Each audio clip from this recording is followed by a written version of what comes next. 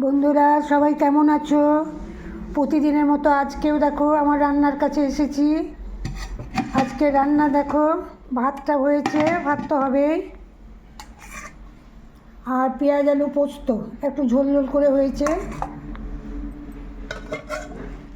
এটা পালং শাক, মটরশুঁটি, গাজর, মূলো সব দিয়ে চচ্চড়ি, ছেঁচড়া যা বলবে তাই।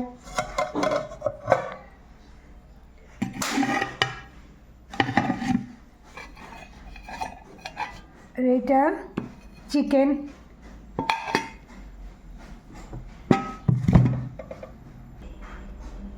আমার ভাই ভাত খায় না, 12 মাস রুটি খায়, ওর জন্য রুটি।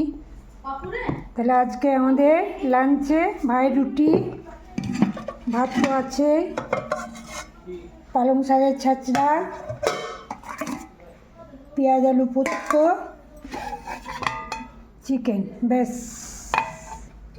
সবাই ভালো থেকো, সবাই অনেক ভালোবাসা নিও, ভিডিওতে লাইক কমেন্ট করবে, আমিও সবার করি, আমিও করব সবার। সবাইকে অনেক ভালোবাসা।